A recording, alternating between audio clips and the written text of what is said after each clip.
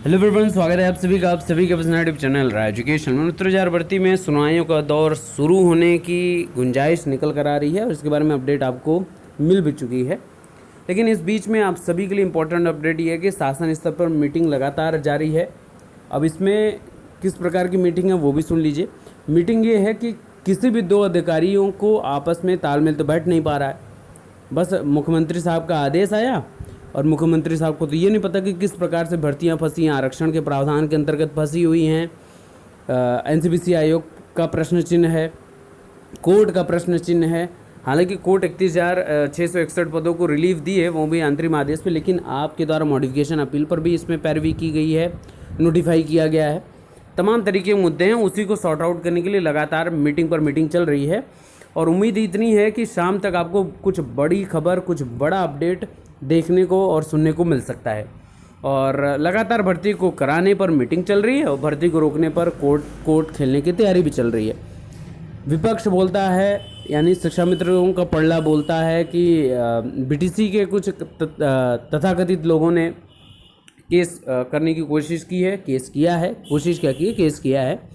और इधर बीटीसी की तरफ से बोला जाता है कि इनके ही पक्षधर लोगों ने ये बात कही है और इन्होंने पहले भी बीएड को बाहर करने के लिए याचिका दाखिल की है, वगैरह वगैरह। तो इन सभी चीज़ों के बीच में सबसे इम्पॉर्टेंट बात है कि न्यूज़ चैनल्स अपना काम कर रहे हैं।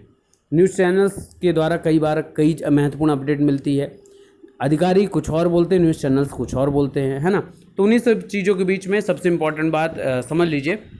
तो लीगल अपडेट यही है कि मीटिंग का दौर जारी है। एक स्पष्ट मत पर अब तक शासन की सहमति नहीं बनी है और शासन की वर्तमान मीटिंग का निष्कर्ष शाम तक आपके सामने रखा जाएगा।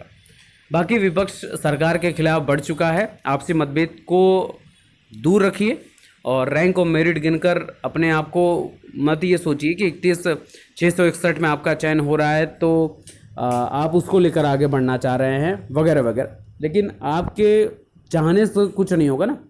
सरकार पूरी तरीके से प्रतिबद्ध है इसको लेकर। ये अभी तक कुछ कहा नहीं जा सकता। क्यों? क्योंकि अभी तक सरकार की तरफ से कोई शासनादेश या जीओ देखने को नहीं मिला है इन सभी चीज़ों के बीच में।